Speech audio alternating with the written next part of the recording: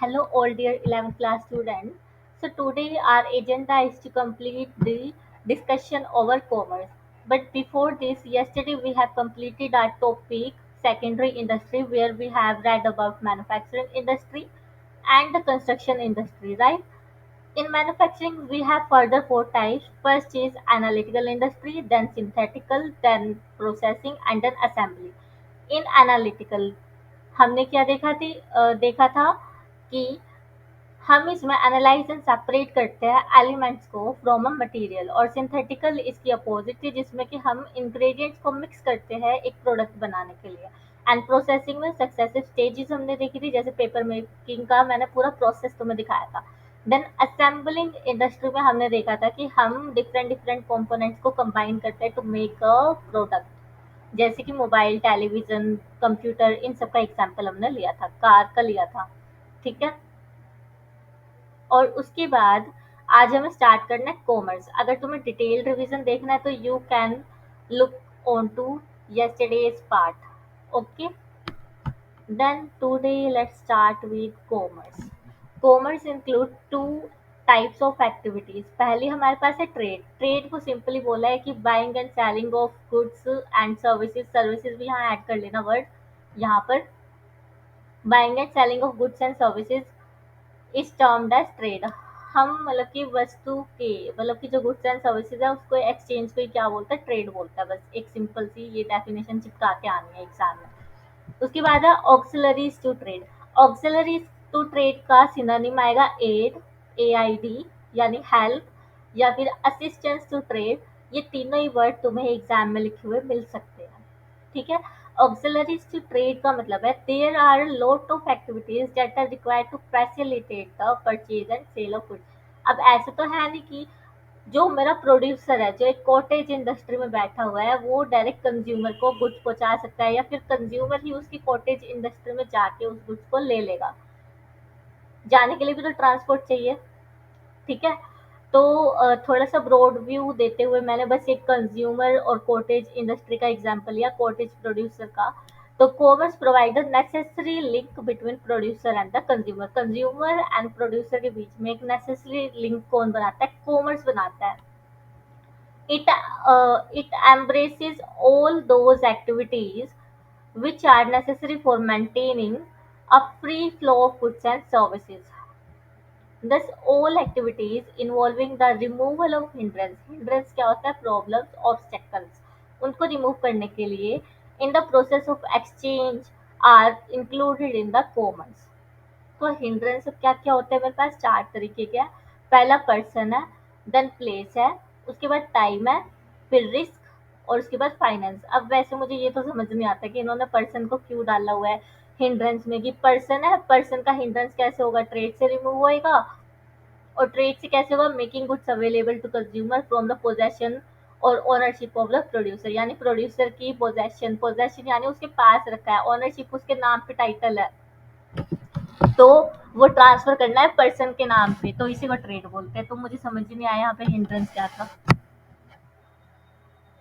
लेकिन हम नेक्स्ट जो हमारे आने वाले हिंड्रेंस है उसको एक कहानी से समझने की कोशिश करते हैं ठीक है तो चलते हैं हमारे फ्रेंड के पास आज की जो ये पीपीटी है मुझे सच्ची में आधा घंटा लगा है पिक्चर्स को कंपाइल एंड कंसोल करने में एंड देन उसकी एक स्टोरी बनाने में तो ध्यान से सुनना तो सबसे पहले मेरे पास कौन है एक यहाँ पे कहानी इस तरीके से घूम रही है कि एक टेलर है टेलर को कपड़ा सिलने के लिए पहले फैब्रिक चाहिए कपड़े के लिए रॉ मटेरियल क्या होता है फैब्रिक होता है तो अब जो ये टेलर है वो कहाँ पे गया फैब्रिक लेने के लिए गया अब लेकिन उसने फैब्रिक तो देखा बट उसकी तो जेब खाली थी तो उसने क्या किया बैंक से जाके क्या लिया एडवांस लिया लोन लिया अब लोन लेके उसने पहले फैब्रिक खरीदा अब फैब्रिक काफी ज्यादा क्वांटिटी में था तो फैक्ट्री तक ले जाने के लिए उसने क्या किया एक ट्रांसपोर्टर की हेल्प ली अब जो ट्रांसपोर्टर है ये हमारा क्यूट सा एक राइडर है वो लेके जा रहा है फैक्ट्री में ठीक है थोड़ा रास्ता भटक गया है बट फैक्ट्री में ही आएगा फिर फैक्ट्री में जो फैब्रिक है फैब्रिक को क्लॉथ में कन्वर्ट किया गया टेलर ने उसको एक कमीज में कन्वर्ट कर दिया, एक टॉप में कन्वर्ट कर दिया, जो भी वटेवर जो भी होती है वैरायटी हमारे पास। फिर उसको पैक करके एक टेम्पो में चढ़ाएगा, ट्रक में चढ़ाएगा। अब जो ट्रक है वो इन ट्रांजिट है। इन ट्रांजिट में मुझे डर है कि कहीं मेरा जो ये सामान है वो चोरी ना हो जाए। देखो यहाँ पे चोर आया हुआ है, इसने पहले ही नज़र लगाई हुई है चोरी करने के लिए सामान जैसे हम पैक कर रहे हैं। तो यहाँ पे फिर मैंने क्या किया, इंश्योरेंस कंपनी के पास मैं चली गई और उनसे कार्गो इंश्योरेंस ले लिया, यानी कि मेरे ट्रक का इंश्योरेंस ले लिया, सामान का इंश्योरेंस ले लिया कि अगर कुछ भी गायब हुआ तो मुझे उसका क्लेम चाहिए। ठीक है। अब ये जो ट्रांसपोर्टर है वो कहाँ पे जा रहा है, वो जा रहा है प्रोड्यूसर की जगह से, यानी फैक्ट्री से कहाँ जा रहा है, मार्केट प्लेस पे जा रहा है। ठीक है। अब मार्केट प्लेस से कस्टमर को तो पता ही नहीं होगा कि मार्केट में क्या बिक रहा है क्या नहीं बिक रहा। तो इसीलिए हमने एडवर्टाइजमेंट डाली, एक टीवी में, एक न्यूज़पेपर में, एक रेडियो में और एक मोबाइल फ़ोन में, अलग अलग ऐप्स पे। जैसे तुम इंस्टाग्राम चलाते होगे, फेसबुक चलाते होगे, और तुम्हारी मैम इन दोनों में से कुछ नहीं चलाती, तुम्हारी मैम सिर्फ लिंक्डइन चलाती है। तो यहाँ पर एडवर्टीजमेंट दे दी, एडवर्टाइज़मेंट से कस्टमर को पता चला और जो कस्टमर है वो कहाँ पे चला जाता है, मार्केट प्लेस पे। लेकिन एक मिनट, हम ये तो भूल ही गए, फैक्ट्री में टेलर ने गर्मियों के साथ साथ कुछ सर्दियों के कपड़े भी बनाए थे, बट अभी सर्दी आई नहीं। तो उसने कुछ कपड़े कहाँ पे रखवा दिए, अपने वेयर हाउस में रखवा दिए। ठीक है। और फिर यहाँ से अब जो कस्टमर है वो मार्केट प्लेस में जाता है, सामान खरीदता है। अब जो हमारा कस्टमर था ना वो भी काफी रिच था, उसको भी ना अलग अलग कपड़े रखने का, कपड़े खरीदने का, कलेक्शन करने का काफ़ी शौक है इस क्यूटी सी ब्यूटी को। तो इसने क्या किया, काफ़ी सारा ऑर्डर दे दिया एंड इस ऑर्डर को अब ट्रांसपोर्ट कर रहा है एक दोबारा से वही वाला राइडर इस क्यूटी के घर पे। ठीक है। तो इस पूरी कहानी से क्या समझ आ रहा है तुम्हें? सबसे पहले तो मुझे पैसे की भी रिक्वायरमेंट होती है, जब तक मेरे पास पैसा नहीं होगा तब तक मैं रॉ मटेरियल नहीं खरीद पाऊंगी। तो इसलिए मेरे यहाँ रोल में, बिजनेस में कौन आ जाता है, बैंक आ जाती है। ठीक है। फिर उसके बाद मुझे एक ट्रांसपोर्टर भी चाहिए जो कि मेरे सामान को फैक्ट्री तक पहुंचाएगा। उसके बाद हो सकता है कि रास्ते में चोरी का भी मुझे डर रहेगा, आग लगने का डर रहेगा, लीकेज का डर रहेगा गुड्स का, अगर कोई लिक्विड फॉर्म है। तो वैसे हमारे एग्जाम्पल में हमने कपड़ा लिया है, तो यहाँ पे मैं इंश्योरेंस भी लूँगी। ठीक है। अब इंश्योरेंस में मैंने ले लिया, मेरा जो सामान है वो सही सलामत फैक्ट्री तक पहुँच गया, फैक्ट्री से मैंने उसको प्रोड्यूस कर दिया, प्रोड्यूस करने के बाद मार्केट में पहुँचाया, मार्केट में पहुँचाते ही मैंने एडवर्टीजमेंट करनी शुरू कर दी और एडवर्टीजमेंट से कस्टमर आ गया, प्लस मेरे पास जो स्टॉक बचा था मैंने उसको वेयर हाउस में बिकवा दिया। ठीक है। तो ये हमारी स्टोरी थी। अब यहाँ पे मुझे क्या पता चल रहा है, पहली चीज़ तो ये पता चल रही है फाइनेंस की। ठीक है। फाइनेंस की पता चल रही है कि मुझे फाइनेंस चाहिएगा। देन सेकंड चीज़ मुझे पता चल रही है प्लेस की। प्लेस की हिंड्रेंस कैसे दूर होगी, ट्रांसपोर्ट से दूर होगी।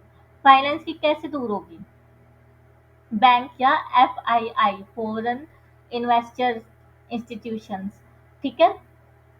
और उसके बाद ट्रांसपोर्ट का हमने देख लिया, और फिर जो हमारा थेफ्ट और फायर का रिस्क है वो किससे दूर होगा, इंश्योरेंस से दूर होगा। देन उसके बाद गुड्स को मार्केट तक पहुंचाने के लिए कौन हेल्प करेगा, दोबारा से अगेन ट्रांसपोर्ट। फिर उसके बाद कस्टमर तक इंफॉर्मेशन कौन पहुंचाएगा, एडवर्टीजमेंट, टेलीमीडिया।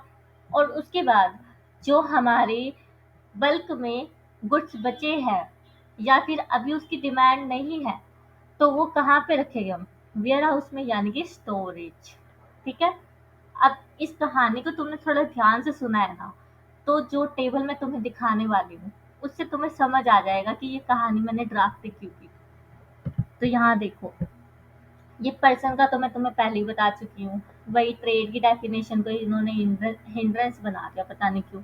देन उसके बाद है प्लेस। अब नेक्स्ट मेरे पास है प्लेस का हिंड्रेंस, जिसको मैं किससे दूर करने वाली हूँ, सॉल्यूशन क्या है इसका, ट्रांसपोर्ट है। और कैसे, moving goods from the place of production to the market for the sale. Place of production हमारे केस में क्या था, फैक्ट्री थी। ठीक है। उसको ट्रांसपोर्ट कर दिया हमने मार्केट प्लेस में बाय ट्रांसपोर्ट। टाइम, टाइम के लिए क्या था हमारे पास, मेरे पास कुछ बल्क क्वांटिटी बच गई थी जिसको कि मैंने वेयर हाउस में डाल दिया। तो ये हमारा हो गया स्टोरेज एंड वेयर हाउसिंग से हमारी टाइम की प्रॉब्लम खत्म हो जाएगी। Facilitating holding of stocks of goods to be sold as and when required. फिर उसके बाद मुझे किस चीज़ का डर था कि कहीं चोरी ना हो जाए, आग ना लग जाए, मेरे गुड्स को ज़मीन ना निकल जाए। तो उसके लिए क्या था? इंश्योरेंस था। तो रिस्क ऑफ लॉस और damage due to theft, fire, accident, उसके लिए क्या था? Insurance. Paying risk premium and getting claim in case of damage. अब जो इंश्योरेंस है वो मुझे फ्री में नहीं मिलता, मुझे हर महीने या हर साल कुछ प्रीमियम पे करना पड़ता है। इन केस डैमेज होता है तो मुझे वहां से गुड्स का क्लेम मिल जाता है आफ्टर इंस्पेक्शन। ठीक है। देन उसके बाद फाइनेंस। फाइनेंस का मैंने तुम्हें बताया था, हो सकता है जो प्रोड्यूसर है वो नया नया है अभी, उसको रॉ मटेरियल भी पहले लोन पे लेके खरीदना पड़ेगा। तो लोन कौन देने आएगा? बैंक। तो वही यहाँ पे लिखा है, फाइनेंस किससे होगा? बैंक से या एफआईआई से। या और उनसे मुझे क्या मिलेगा? लोन। लोन शॉर्ट टर्म भी हो सकता है, लॉन्ग टर्म भी हो सकता है। क्लासिफिकेशन तो मैं अकाउंट्स में बताई गई होगी वैसे, 12 मंथ वाला और मोर देन 12 मंथ। और इन्फॉर्मेशन ये किससे होगा? एडवर्टीजमेंट। इन्फॉर्मेशन हमने यहाँ क्या देखा था, कस्टमर को कैसे पता चलेगा? एडवर्टीजमेंट से पता चलेगा। और एडवर्टीजमेंट किसमें? Television, mobile, radio, newspaper. ठीक है, तो यही टेबल में लिखा हुआ है। तो एक बार पहले मैं तुम्हें रिवाइज करा दूं ये दोबारा से।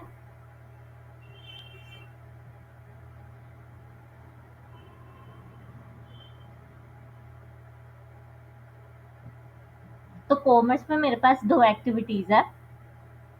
पहली मेरे पास हो गई trade, buying and selling of goods is termed as trade. फिर ऑक्सिलरीज टू ट्रेड, ये एक तरीके से हेल्प करता है ट्रेडिंग करने में, एक्सचेंज करने में गुड्स एंड सर्विसेज को। There are a lot of activities that are required to facilitate the purchase. यहाँ पे कीवर्ड रहेगा to facilitate the purchase and sale of goods. ठीक है।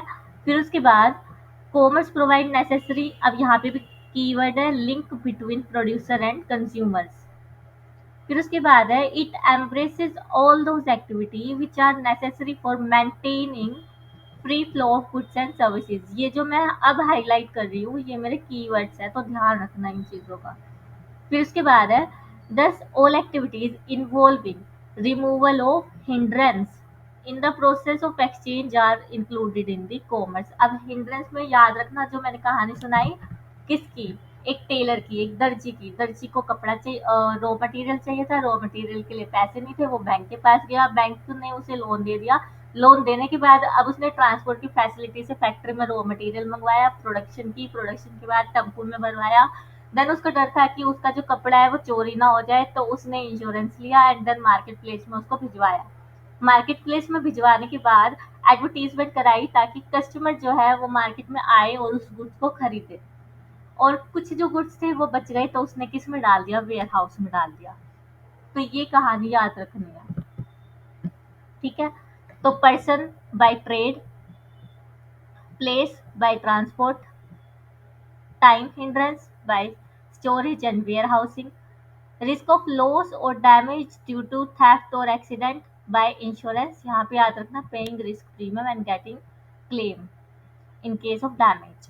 फिर फाइनेंस, बैंक एंड एफआईआई से, और लोन मिल सकता है शॉर्ट टर्म या लॉन्ग टर्म।